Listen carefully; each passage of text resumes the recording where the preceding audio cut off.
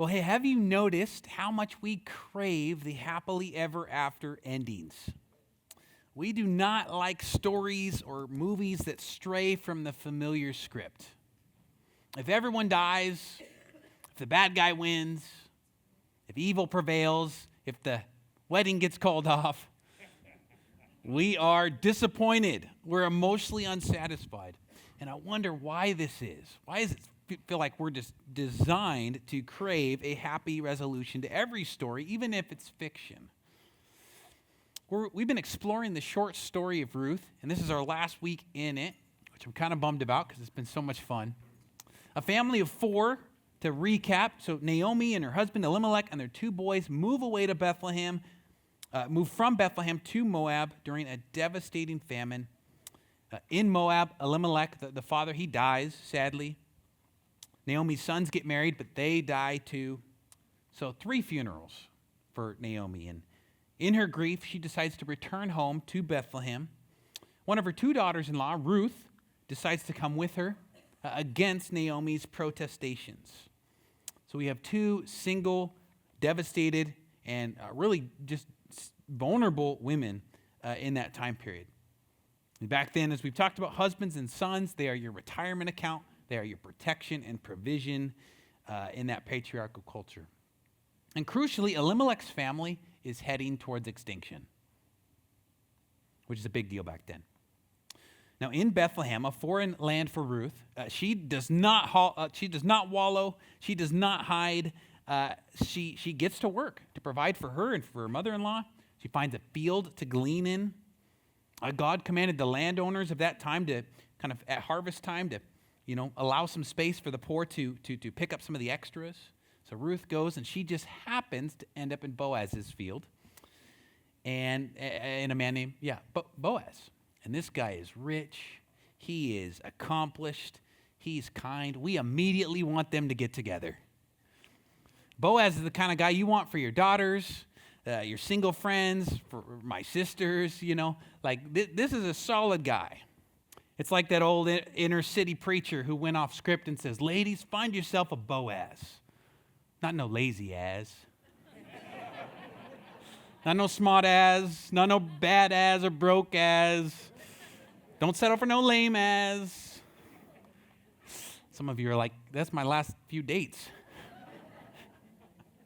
Find yourself a Boaz. Hey, he said it, not me. Direct all emails to rshowbrook at River Valley. Now, Boaz noticed Ruth. He goes, wow, who's that? Dang, can I get your number, And he showers her with generosity. She goes home with 30 pounds of food in one day. Maybe sparks are starting to fly. And even better, he's got some important connections to her father-in-law.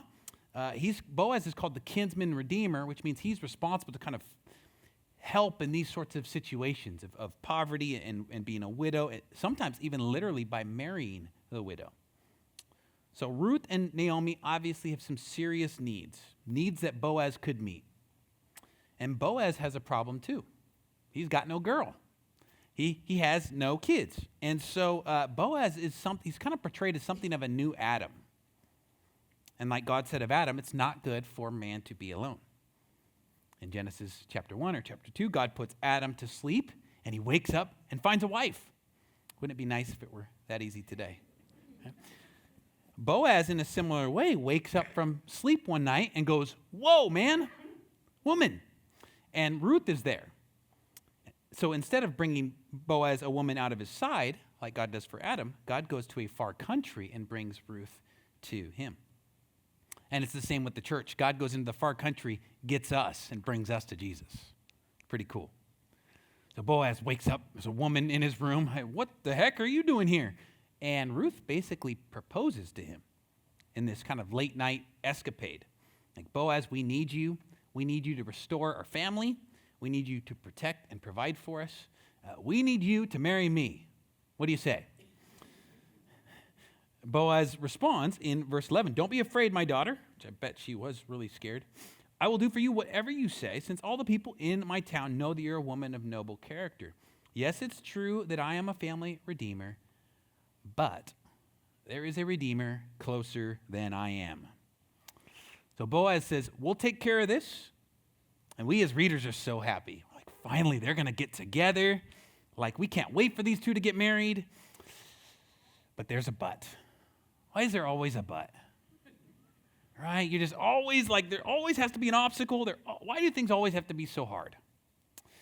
And so Boaz says, hey, there's a redeemer closer than I am. Someone else has the first right of refusal. So the good news, Ruth is going to get married. The bad news is it might not be to Boaz. Technically, legally, biblically, someone else has to be presented with the responsibility first. This made me think of, I call this kind of inconvenient integrity. Have you ever experienced inconvenient integrity? Like maybe you're on a road trip with someone who just has to drive the speed limit.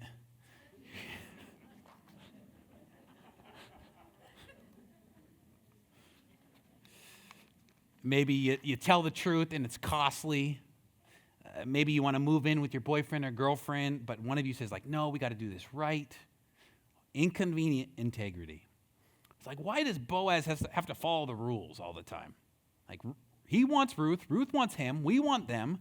Like, can't we just cut some corners and get what we want? And Boaz says, no, we got to do this right. And we're kind of mad at him for this. So we're on pins and needles. What is going to happen? And who is this other guy anyway?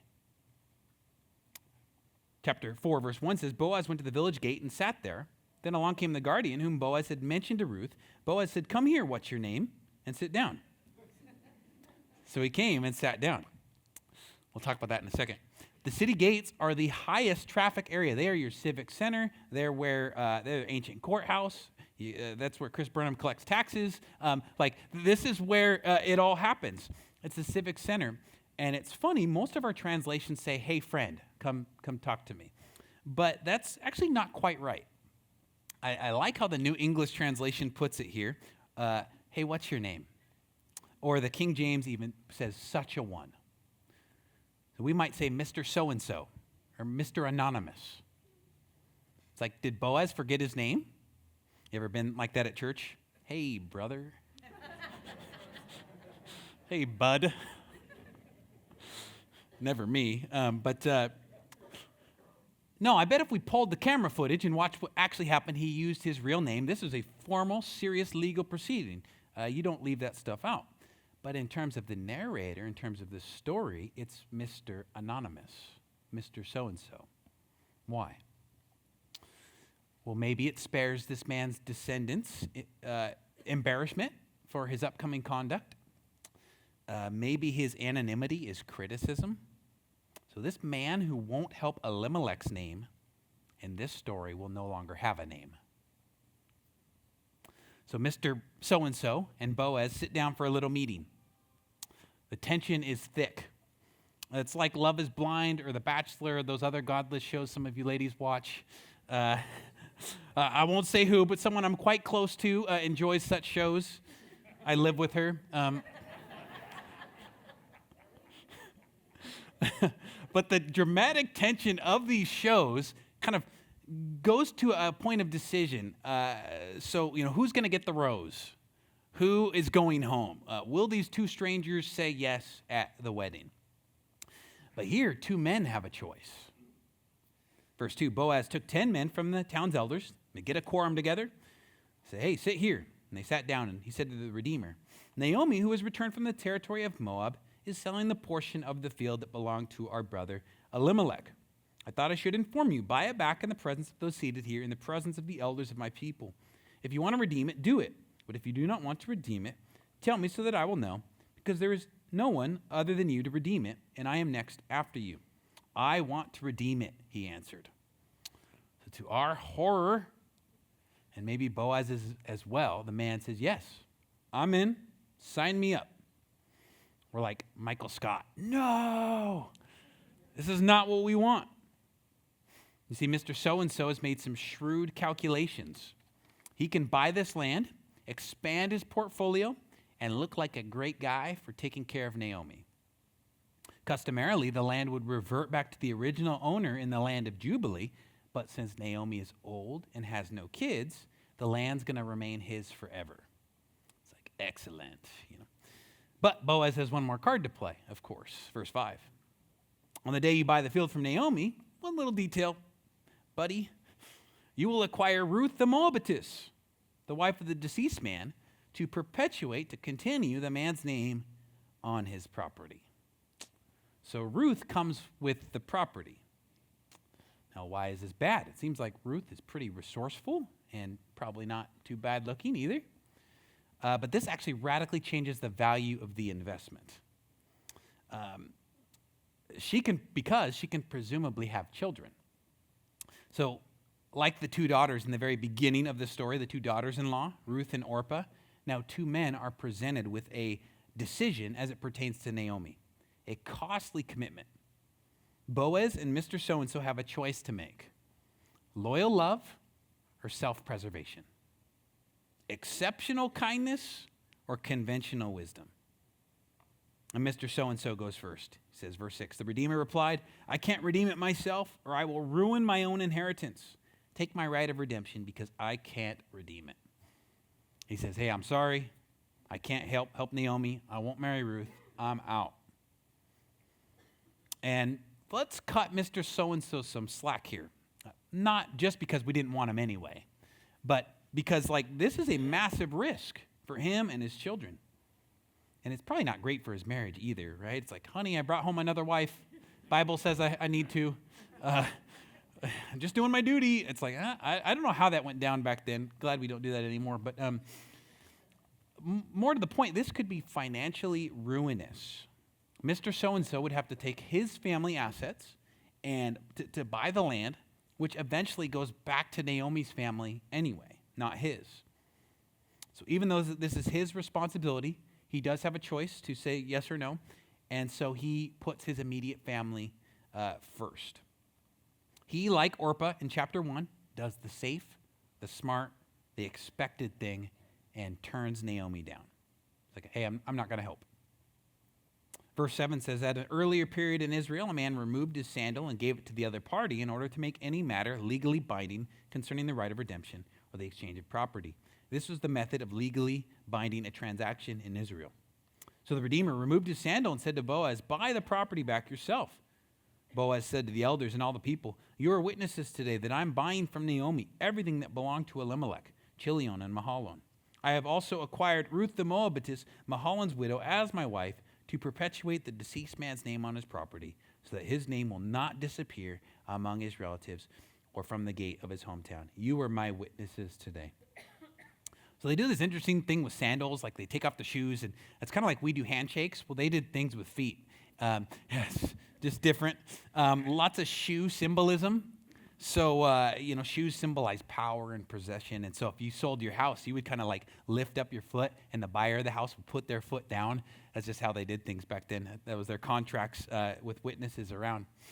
But Mr. So-and-so shirks his responsibility for self-preservation.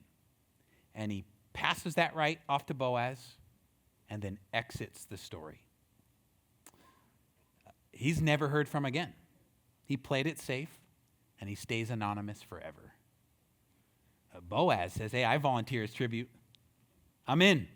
I will marry Ruth. I will provide for her and Naomi. I will raise up Elimelech's name from extinction. And the crowd goes wild.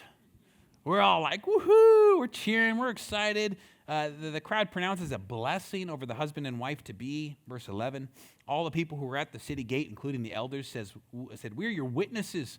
May the Lord make the woman who is entering your house like Rachel and Leah, who together built the house of Israel. May you be powerful in Epaphrath. May your name be well known in Bethlehem. May your house be like the house of Perez, the son Tamar bore to Judah, because of the offspring the Lord will give you by this young woman. Kind of a three-part blessing here. Ruth, may you be like Rachel and Leah, those ladies that had 12 sons and many daughters, the founding mothers of Israel. So now Ruth, a foreigner, is kind of raised up and blessed at that same level. Boaz, may he be powerful and well-known and famous. We're still talking about him. Mr. So-and-so, we don't even know his name. Boaz, we're still talking about him.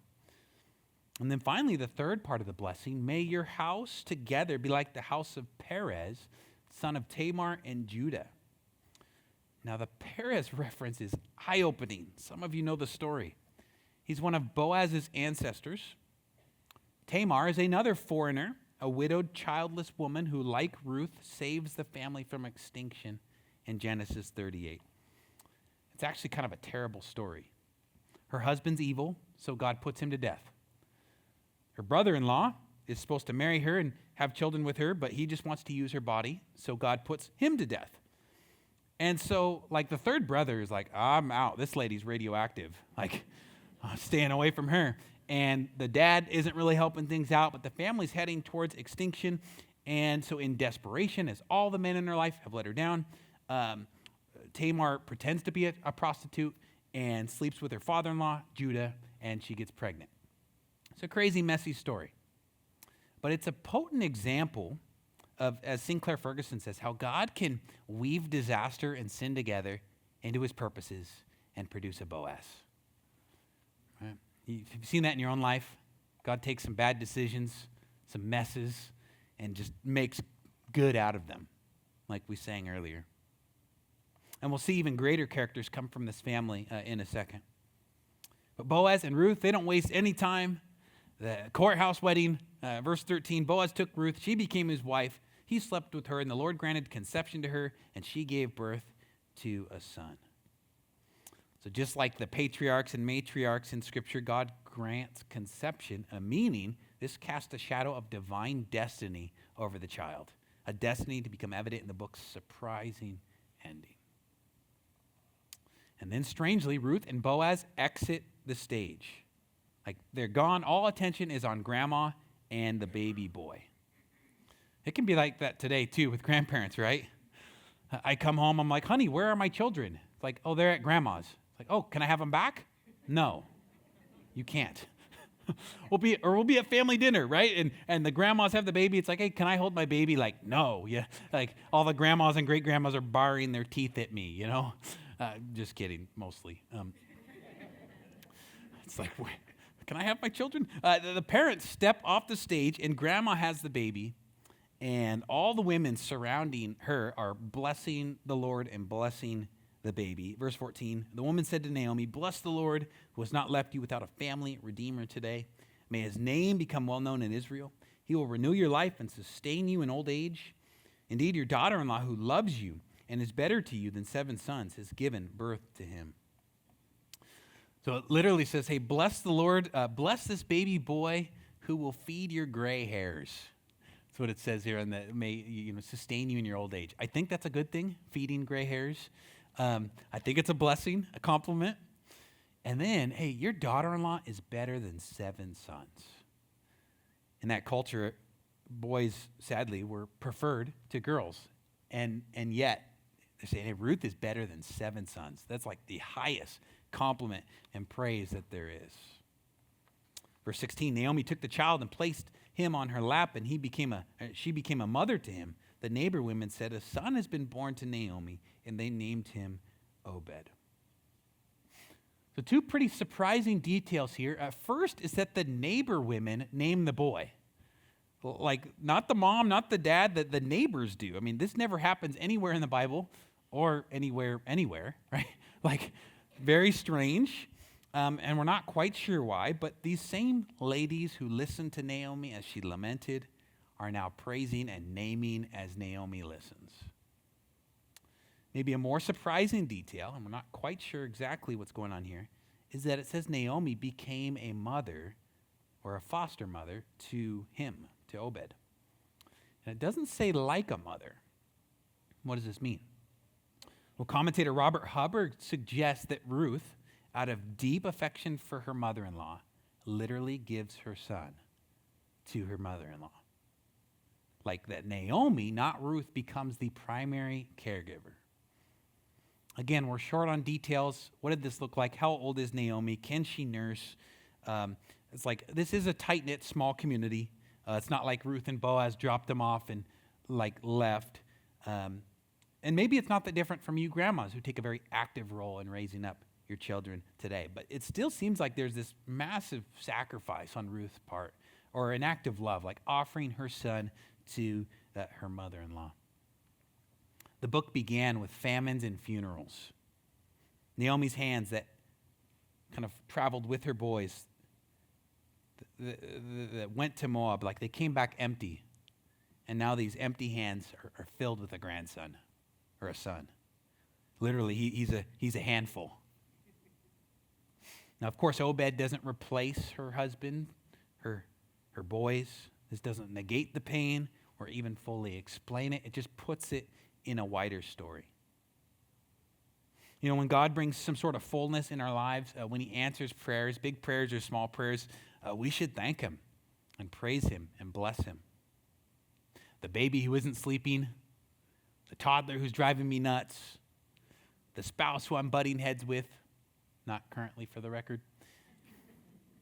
Like these kind of trials and frustrations, these are gifts from God. It's like, I prayed for this. A 20-year-old Tyler would just be ecstatic about some of the things I'm taking for granted today. Maybe there's things in your life too, where you're like, man, 10 years ago, if I saw where I was now, I'd be like so thankful. Well, verse 17 concludes by dropping a bomb on us, the twist of the tale. The neighbor woman said, a son has been born to Naomi, and they named him Obed. He was the father of Jesse, the father of David. Who is this little baby snuggled up in Naomi's arms? King David's grandpa. Yeah, that David who killed Goliath and was king of Israel. So Boaz and Ruth are King David's great-grandparents.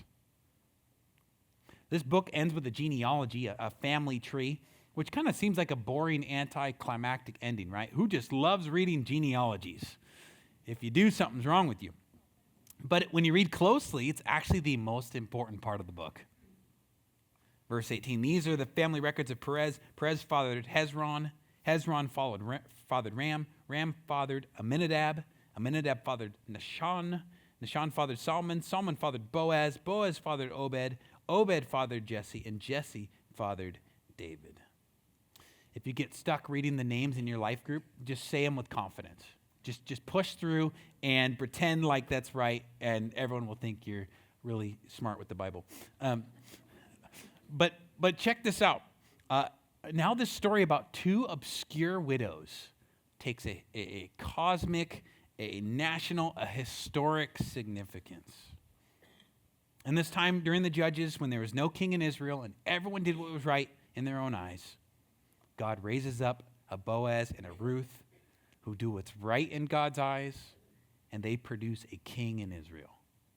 Someone who's going to unify the people, defeat Israel's enemies, and bring them back to God.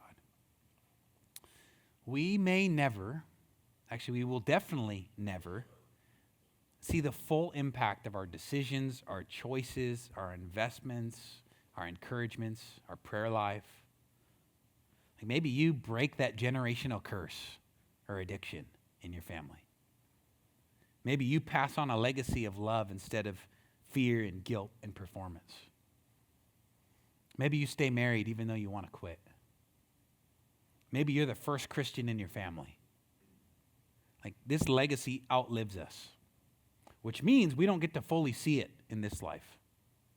I mean, it's possible, unlikely, but it's possible that great-grandma Ruth is around when her great-grandson kills Goliath. What a thought. She's probably dead, but it's possible. So, but she doesn't get to see. She doesn't get to see King David.